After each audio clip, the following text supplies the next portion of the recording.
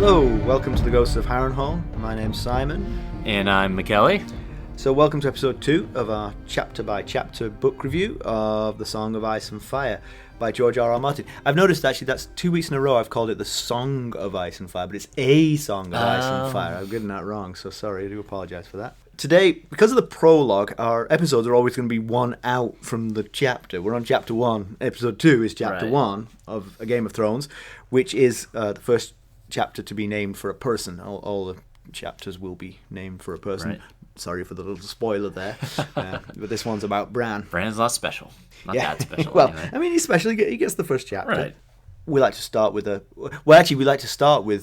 letters from our listeners, but yes. We are recording this one very soon after recording the first one, so we haven't actually received anything yet. If you had suggestions for what we should do better, we promise to take them on board for the next episode. Right. We just haven't had a chance to see what you thought yet, but we're definitely open to your feedback, so please keep it coming. ghosts.harrenhal@gmail.com is the email address. That's a good reminder. Well done. Yeah. That's trying to pepper that in there from time to time. Professionalism. Right. All right, so let's get started with a summary of chapter 1. Bran. All right. So I didn't mean Bran should do it. I meant it's Bran. McKelly. I will do it. You do it. Bran's busy. Yeah. So the chapter starts with Bran, who's age 7, en route to the beheading. He believes the victim to be a wildling. We hear of old Nan's fairy tales about wildlings and others. We meet Bran's father Eddard and his Valyrian steel sword Ice. Jon Snow is introduced as Bran's bastard brother. Just prior to the beheading, Jon whispers to Bran not to look away, or their father will know. When Ice is met with poor Garrett's neck, it slices through in a single stroke. Theon Greyjoy, valet to Lord Stark, kicks the head away when it rolls near him. Bran's elder brother Robb thinks Garrett died bravely, but Jon reckons that he was already dead from fear. Robb and Jon are both 14. Robb takes after his Tully mother. Tully is the name of his mother's maiden name. Not a different type of mother. She's he has a mother and a Tully mother. So his mother, who happens to be a Tully, she is fair-skinned, blue-eyed, whereas Jon is slender and dark of complexion. They race on ahead. Bran, he's riding a little pony, can't keep up with their big horses, so he just watches them go away. But Bran's father Eddard rides up to him after the older boys have gone ahead, and they discuss why the beheading was necessary. Bran thought it was because the man was a wildling and therefore likely to steal women and sell them to the others.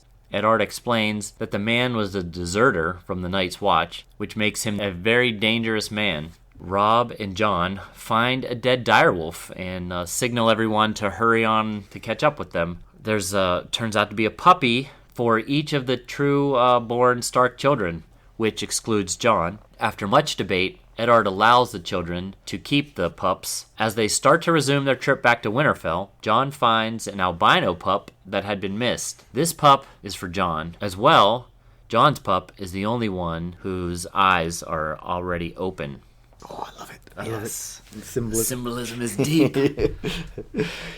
So the general discussion about this, I think we get a sense of Eddard or Ned's character. It's difficult to know how much of it is just sort of like typical northernness and how much of it is him, because obviously the northerners are sort of stoic and rigid, but he's also, shows some decency and compassion.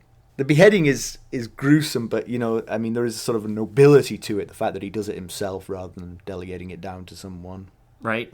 And he's concerned for Bran, which I think is, he wants Bran to grow up and be a man, watch the beheading, but at the same time you can see a sort of fatherly concern that he's not too traumatized by it. Yeah. But he also he's got a compassionate side to him as well. He's a well-rounded individual. Lord Stark. He gives in to the demands from his children for the pups that they find. Yeah. Which, every parent's had to face that battle from time to time. Can we keep it, Dad? I promise to take care of it. How many times I heard that before a guy gave in to getting my dog? It's a lot easier to cave in when you're the Lord of the Manor, though. That's true. Someone else is going to be dealing with the mess, not you. His very last line in the chapter is about the albino pup for John, and John, I think, says, "Oh, it wandered off," and Ned said, "Or was driven away." Oh, which is yeah. it's an interesting. The symbolism can't have been lost on the characters. It's certainly not lost on the readers, but it can't be lost on the characters. I mean, obviously, they're a little bit freaked out by the whole situation. Right. And to say that is just a little bit hurtful, I think, to John. Especially after John just said, for your 5 true-born children, he's already putting himself out there. Yeah. Eddard's like, whack, take that. Eddard doesn't pass up an educational opportunity here with Bran. He A role model. A role model for us all. He takes the opportunity to instill some understanding in Bran of their ancestry and some of the family philosophy. You know, he mentions if you would take a man's life, you owe it to him to look into his eyes and hear his final words. And if you can't do that, then maybe he doesn't deserve to die. And that the man who passes sentence should swing the sword. And they get into this a little bit. Bran mentions that King Robert has a headsman. Eddard points out that the further you get away from the beheading, the more you lose touch with what death is. I think it's a ruler who hides behind a paid executioner soon forgets what death is the actual quote. Yeah. Eddard mentions to Bran that the blood of the first men flows through their veins, and the first men also get a mention in the list of King Robert's honorifics. Again, just like in the first chapter, I really like that sense of ancient history. Right, there's a lot of it. Yeah, and in particular, it seems that ancient history is more meaningful to the Starks than to the general public. Yes, yeah. We also we get to meet a few other characters, and we start to get a cast here, and we find out what happened to poor Garrett. If you're wondering what happened to him when we last left him and he was with the horses while Waymar and Will were dealing with the others, we discover that he did get away, but brief respite. Yes, things did not go well in the long term for him, though. But we meet Theon Greyjoy. We start to get the sense that he's kind of an irreverent, haughty kid. You know, he laughs when poor Garrett's head rolls to his feet and he kicks the head away. And he's kind of a clown, maybe, kind of just likes to keep things light, I guess. Yeah, and he says a few barbed comments to Jon as well. So Jon, Yes. you know, we get to see Jon's kind-heartedness and his relative maturity compared to the others. Right. He carefully looking after his brother Bran to make sure he behaves the right way, and his selflessness in giving up the pups to his half siblings, including the baby Rickon, who probably wouldn't know one way or the other. Right, Rickon, yeah. It would not have worked. They would not have been able to keep the pups, likely. Yeah. At least it comes across that way. Maybe Eddard's a bigger softy than I'm giving him credit for, and he would have caved regardless. But Jon's quick thinking and selflessness, you know, there's 5 pups, you have 5 trueborn siblings or children, and your house sigil is a direwolf. These are meant for your family. You make me feel a bit sad for Jon. Well, you know, they do reference early on, our first reference to Jon, they mention that he is Bran's bastard brother. And he's not Jon Stark, he's Jon Snow. Right. I think the quote when they're talking about the pups and after he gives up his opportunity to get a pup says, "But not the bastard who bore the surname Snow, the name that custom decreed be given to all those in the north unlucky enough to be born with no name of their own." That's a reference to the fact that Jon is Eddard's son, but not from his wife, Catelyn Tully. Thank you. Thank you for explaining what a bastard is to us there, Michaela. It's basically a lord who has a child. Yeah. But it is a recognised bastard. Recognised, You know, yes. He accepts that he is his son. That's step one. Well, step one is fathering the child. And then I do like that, actually. I do like the idea that, you know, in a given region, the given sort of lordly family, their bastards have a certain surname, which Right. is somehow associated with the region. In the Yes. north, Snow makes perfect sense. Yeah, we meet Robb. Robb is the heir apparent to Lord Eddard. He comes across pretty self-assured. He's kind of has a maybe a little bit of arrogance to him. You get the sense that he knows that he is going to be a lord someday. I think the show kind of makes you think these kids are older than they are, but I agree. The fact that John and Rob are only 14 at this time is kind of it's a little bit eye-opening. I mean, I certainly understand why the TV show cast them a bit older, but the way they behave in the book is more in keeping with their age. Yes. And actually, John is even more of an outlier in his maturity and common sense because he's only 14. Right, because they're played by adults. It's hard to picture them as 14-year-olds. Yeah. But there's one exchange between Bran and Eddard that I like. Eddard rides up to Bran and checks on him. He asks him how he's doing, and Bran asks, "Can a man be brave if he's afraid?" Eddard's response is, "That's the only time he can be brave," which I think is very... I like it. Yeah, very deep. Yes. And also true. I mean, right. If you're not afraid, you're not being brave. Right. It's easy to be brave if you're not afraid There's nothing of something. to make you afraid, yeah.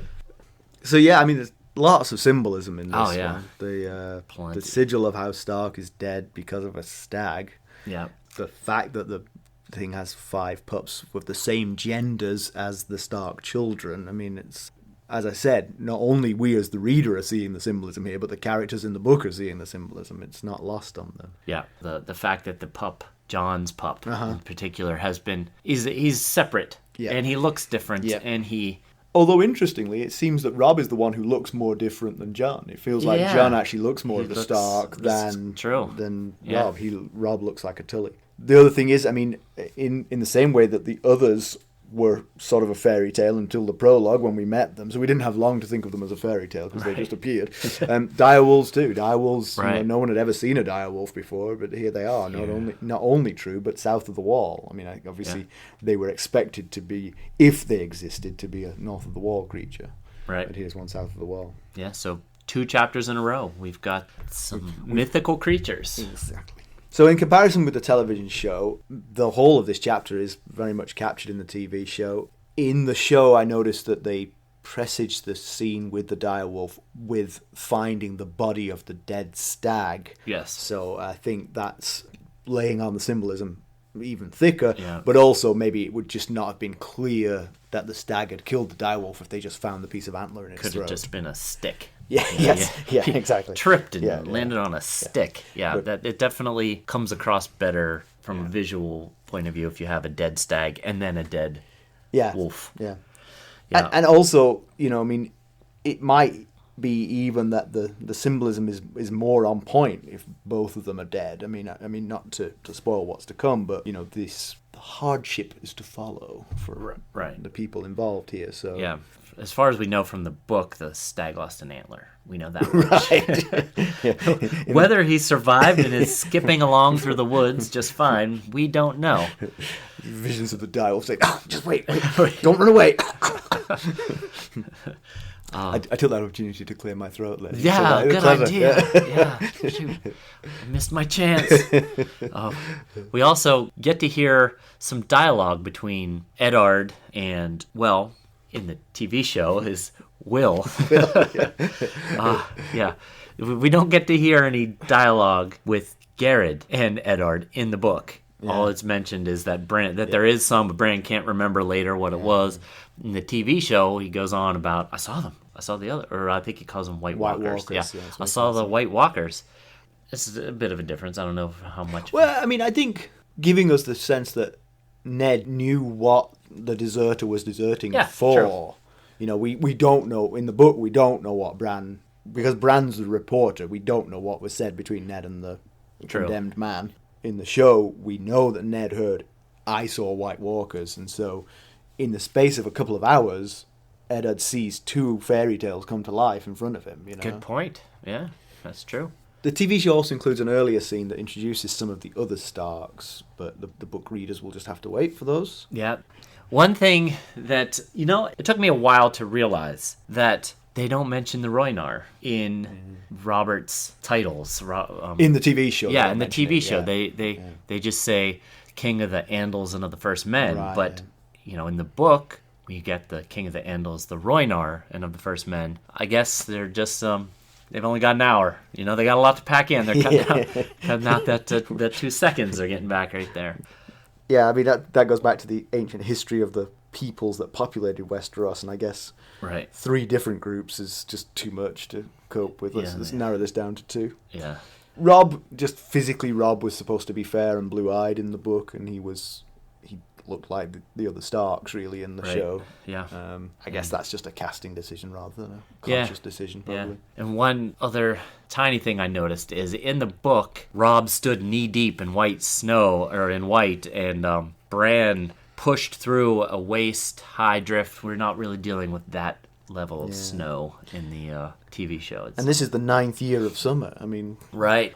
So a little bit of background, again, trying all we can to avoid spoilers. So Ice, the sword that Ned uses, is made from Valyrian steel. So that's from a place called Valyria, of which more later. Yep. It's forged using magic, apparently, or perhaps by dragonfire. Those are the 2 stories behind Valyrian steel. Compared to ordinarily forged steel, it's supposed to be lighter, stronger, sharper. Right. They call it castle forged. When that's usually when they're talking about Valyrian steel, they usually call it either magic forged or spell forged. And then when they're talking about your typical old steel sword, they call it castle forged. Valyrian steel swords are in short supply. Apparently, the method of creating them has been lost. Yes. And so noble houses that own them sort of have them as prized possessions. Yeah, they put them up on the mantle above the fireplace. Yeah. Also, there's mention of Mance Rayder, the king beyond the wall. We discussed a little bit last episode about those rascally wildlings and how they're free folk that live north of the wall and don't acknowledge the king of Westeros. But maybe they acknowledge a king of a different sort. This Mance Rayder, we don't know exactly, but it's possible that they are more organized than we thought. And the claim is mixed up with Old Nan's fairy tales and Bran's imagination, so we don't exactly know what's going on. We're getting a report from a 7-year-old. So True, good point. Robb uses the others as a curse, which is interesting. So again, sort of like that's nice, sort of building the fairy tales into the sort of structure and of the world. You mentioned this for a while as someone who dabbles in this kind of thing. Magic? No. Do a card trick. 7 of clubs. So Bran's 7. Summer has lasted 9 years, so he would be known as a child of summer, I believe, as a result of this. But I don't understand how a summer can last 9 years. It doesn't make any sense. I mean, summers and winters are determined by the... So it's not magic, it's astronomy that I'm kind of interested in. That's what I meant. It doesn't make an awful lot of sense to me that you could have summers that last a long time. Days last the same amount of time. We assume. Wait, no. You know that days get shorter and longer as the year goes by, right? Right. But they don't last... Like, if seasons are lasting so long, you would think something's going on. Yeah. Because, I mean, the seasons are caused by the tilt of the axis of the Earth, and then as the Earth goes around the sun... See, this is why we have him, for the science stuff. Then the days get longer and shorter, and that's what causes winters, you see? Okay, so right. Maybe the axis of the Earth is... the axis of the planet upon which Westeros lies is somehow precessing as the planet goes around the sun. That could happen, but it would become predictable, I think, unless it's chaotic in some way. It would become predictable. Right. But then I think later on we see that there are people whose job it is to predict the end of summer and winter. True. So maybe it is predictable. Yeah. See, I've talked myself out of this complaint. Well, see, what you don't know is that Simon is actually Dr. Simon. He has a PhD. So this is why he knows all this fancy stuff. It's not in English literature or astronomy, let me tell you. So we got a second mention for King Robert. Now his full title, including his last name, Baratheon. So House Baratheon's kingdom is the Stormlands, but as the royal family, they're based in King's Landing and the Crown Lands. Their sigil is a black stag on a gold background. Did you say a stag? I did. Oh, Isn't dun, that dun, fun? dun. Yeah. Their words are, ours is the fury. Yes, Not, we'll get stuck in your throat. We also meet the Starks. There's reference to Starks. The Starks. They hail from Winterfell, which I believe is mentioned at the very beginning of the chapter. The Starks themselves are lords of the North, which is one of the original 7 kingdoms that make up Westeros. That is in the Lord of the Seven Kingdoms, as his title to the king. Their sigil is described as a direwolf running on a ice-white background. Their words, as you'll come to know, are "Winter is coming." Now you have to say that with a Sean Bean accent. You'll have to do Winter that. is coming. Yeah. And several times in this chapter, we get a mention of the lengths, the summer and I think winter. We just explained all this. Right, We've just understood it finally. They're always convinced. This could be the first year of summer. Yeah. They are convinced that winter is right around the corner. Exactly. Yeah. No matter how long summer has lasted. Yeah. They do not hire those people who can predict the end of summer because they know winter is coming. It's on its way. People come along and they try to pretend that that's hey, I can tell you when winter's coming. Don't worry. we already know. It's on its way. So, shall we do your favorite thing and discuss pedantry? Let's do it. So, why did Garrett desert? I don't know. It's the thing. I mean, so he was 8 or 9 days north of the wall. So, yeah, he was freaked out and frightened as he rode back to the wall. But he got back to the wall. He must have come through it via, presumably, a populated Night's Watch fort on the wall. Possibly. Although... you have an alternative to that. But if I were him, I mean, he's been north of the wall for 16 days. That's hardtack and melted snow. Yeah. I would have stopped for a hot meal. Get back to your friends. And a shower. For sure, I would have. Seek comfort. I don't know how... I mean, obviously he was scared. But a hot meal and a shower would have helped. Yes. Sneaking through the wall and keeping on riding. Calmed him down a little bit. Exactly. Yes. Exactly. And you swore an oath. And I mean, okay, I'm with you. I can easily imagine being frightened enough to break my oath. But Ned's a stickler. Yeah, he's, you have to know this. Yeah. The wall is, it is in the north. You have to know that Eddard's not going to just be like, just... You saw a White Walker? Oh, dude, I'm sorry. Just go back to the wall. Turn around, get back up there, or head south. Your choice. But again, I mean, so this is supposed to be pedantry, and I'll give George Martin credit here. This could be the absolute existential terror that the others have put into him. Right. Just making him make absolutely crazy decisions. You remember in the prologue, they didn't see the others until the very last bit, but they felt the fear. Yeah. They felt fear for a reason they couldn't really describe. They just kept saying there's a sense of fear. And I think the one deviation between the book and the TV show that we've mentioned is that it's Garrett in the book and it's Will in the TV show, and Garrett is the more stoic, the more experienced, 40 years. Nothing should freak him out, and so maybe it goes to the fact that this really is something absolutely terrifying that even someone as stoic as him would freak out about. Maybe he couldn't face living at the wall knowing that White Walkers actually exist, although we don't know that he saw. That is true. He was with the horses. He could have snuck up and popped his little head up over a ridge and watched it all unfold and thought, I'm out of here. But as far as we know... He may have just ridden off. He thought, I'm done with all this. Yeah. So I was doing some research. He's off again. As I like to do. So some of the theories about how Garrett may have gotten past the wall without anyone noticing is... there is a castle called the Night Fort. It's abandoned now, but it's the largest castle of the wall. I do not know. And there is supposedly a secret passageway that only members of the Night Watch would know about. So he could have cut through there if he really just didn't want to... Really wanted to avoid the hot food and his friends. Yes. If he didn't want to seek comfort in any way, could have gone through the Night Fort, which is a dilapidated old castle. All right. So maybe he didn't even notice the wall. Maybe he just rode on through the tunnel and just straight out the other side. Like a cartoon. There's like a Garrett-shaped hole in the wall. Well. So, overall, I like the prologue, but I love this first chapter. I love the dire wolves and stag symbolism. It's a bit heavy-handed, but hindsight helps to see it as heavy-handed. reading it for the first time, it's just like, ooh, interesting. Yes, you don't mess around here. I am going to love those little doggies. They're so sweet. I think they're going to grow up. Yeah, probably. They're not going to be little for long. Yeah. It's a great backdrop for introducing Ned is, and his personality. Hard and unyielding, but decent. It's also a good intro to John. I think we learned as much about John as we did about Eddard. He's a very deep 14-year-old. Yes, for a 14-year-old, he's got a lot going on up in the old noggin. He's thoughtful and conscientious. Ironically, we probably learned the least about Bran himself. I mean, he is only 7, so yeah. They don't really have personalities, I guess. So, but it's coming, like winter. Bran is coming. Yeah.